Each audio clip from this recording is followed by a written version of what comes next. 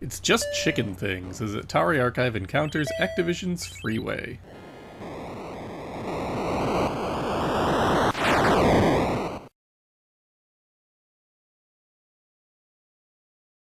Much like Kaboom, Activision's other July 1981 release would prove to be one of the company's most popular titles.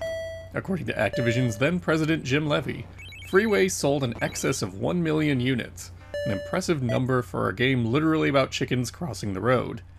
Yes, this is a game that conceptually puts the player in that well-worn joke. In a very real sense, Freeway plays like an early VCS game more than a title sold several years into the console's lifespan. It's a multiplayer-only game. While one player can play solo, it's basically just to try and beat their old scores. And it's a timed game, a format last seen all the way back in 1977 with games like Combat, Air Sea Battle, Street Racer, and Starship. Here, two players each control a chicken on either side of the screen. Their goal is to get across 10 lanes of traffic to reach the other side. Doing so scores them a point. The birds are only capable of moving up and down, limiting their ability to get around traffic. Getting hit by a car will either knock the bird back a couple lanes, or send them back to the beginning, depending on if the difficulty level is set to B or A. After 2 minutes and 16 seconds, not coincidentally the same time period used in several early VCS titles, the match ends, with the final scores showing which player won. Now this all said, there's a very good reason Freeway seems like a game from an earlier era. David Crane has acknowledged an arcade influence for Freeway. It's not Frogger, which, while conceptually similar, did not hit Japanese arcades until June 1981 and didn't reach American shores until October. Instead, you have to go all the way back to Atari's July 1973 arcade game Space Race. Similar to Freeway, Space Race has two players moving rocket ships up the screen, avoiding asteroids and scoring a point for every successful trip, with the winner having the higher score at the end of the timed game period. Hitting an asteroid will send the player back to the bottom of the screen, and much like Freeway, there's no way to move laterally.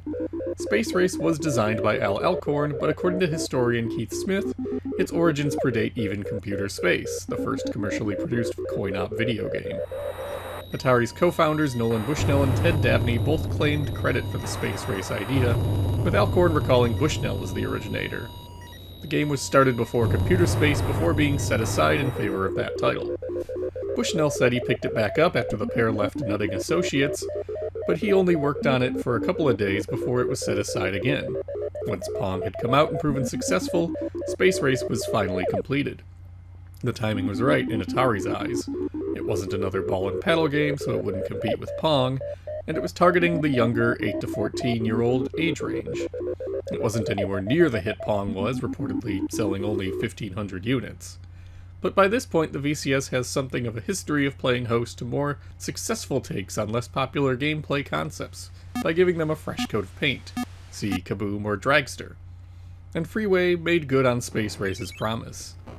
Crane himself has said that he did play Space Race when it debuted, and likes to compare it in Freeway as an example illustrating how many types of gameplay show up again over the years, adding that Activision's developers joked that there were only so many types of games, so something would inevitably be derivative of an earlier title.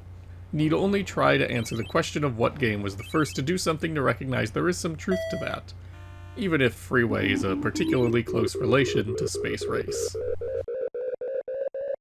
David Crane discussed Freeway's origins in an interview with Electronic Games in its inaugural December 1981 edition, as well as with me separately. Between the two, we can follow its creation pretty thoroughly. Freeway was originally conceived when the Activision crew was at the summer 1980 Consumer Electronics Show, though the details differ a little bit between tellings. In the Electronic Games feature, Crane explained the idea first percolated when they left the convention center out the wrong exit.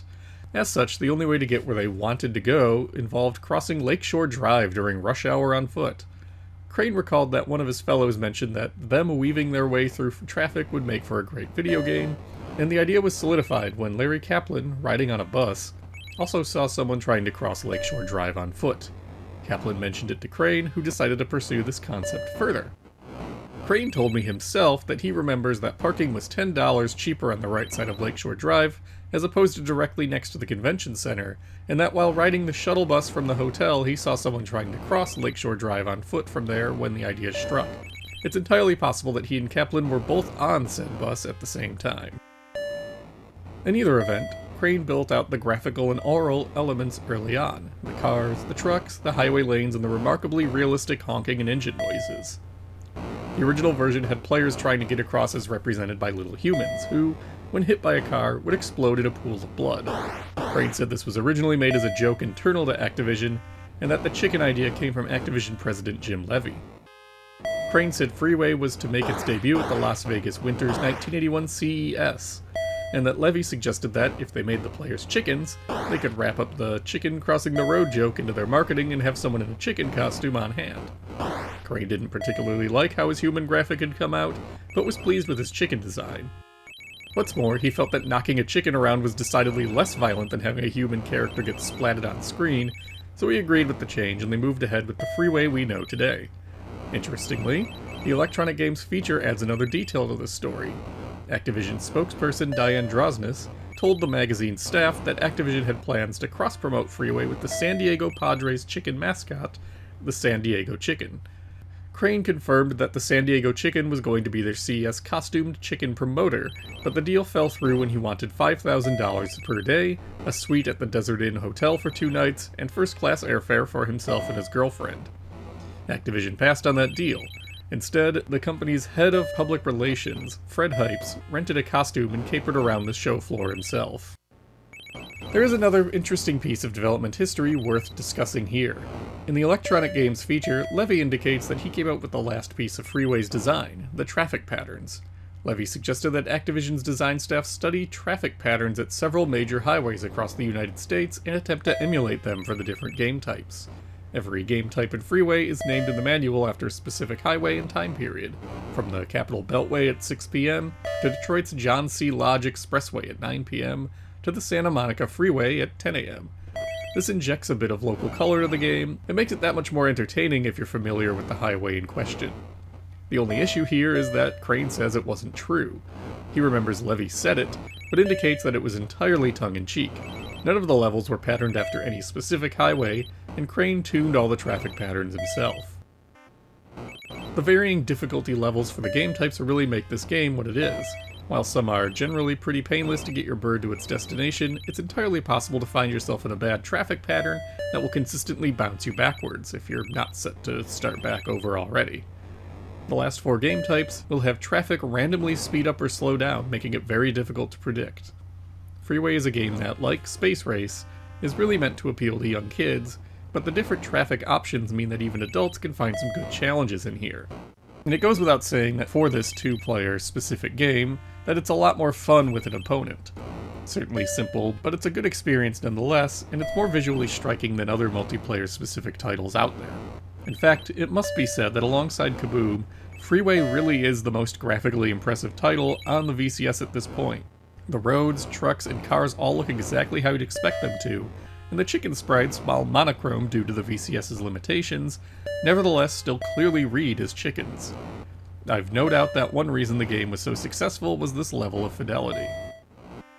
The actual play of Freeway seemed very well received. Videogaming and Computer Gaming Illustrated dubbed it as one of the 5 best VCS games that don't require the supercharger in their December 1983 issue, calling it more exciting and involving than Frogger. The Fort Worth Star Telegram referred to it as one of the games on track to do well for the 1981 Christmas season.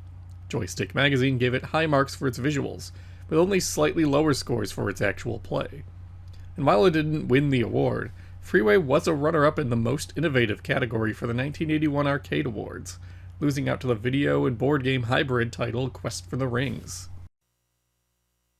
Freeway may be an odd game for it, but this is another title where Activision offered an award for those who really got the hang of it.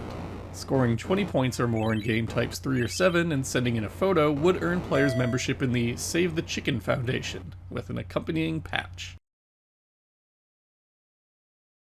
While Freeway specifically wasn't cloned much, independent developer Andy Guevara did make a game called Chicken for the Bally Professional Arcade that was 1 part Frogger and 1 part Freeway.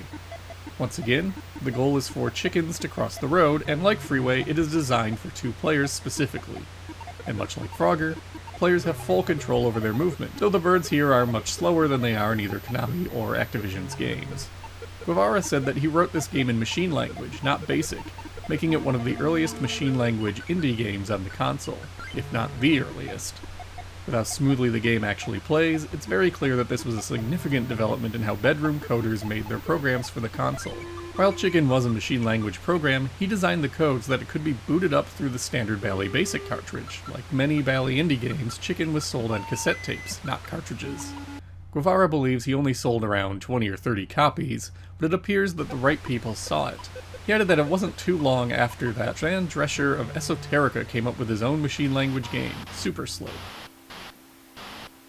As one of the most prolific developers for the VCS, his latest game on the console, Circus Convoy, went on sale in 2021. Crane still has quite a few games up his sleeve in the series. That said, we won't see a new program from him until 1982's Grand Prix. It's interesting that he followed up one street-focused game with another, very different one, but we can't really take away that Freeway is a solid end cap for his 1981 efforts.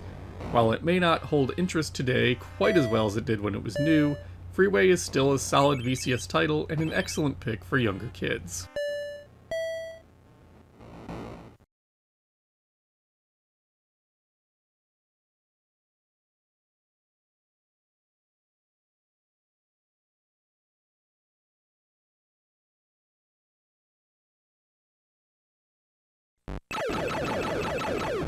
Next time, we hunt UFOs.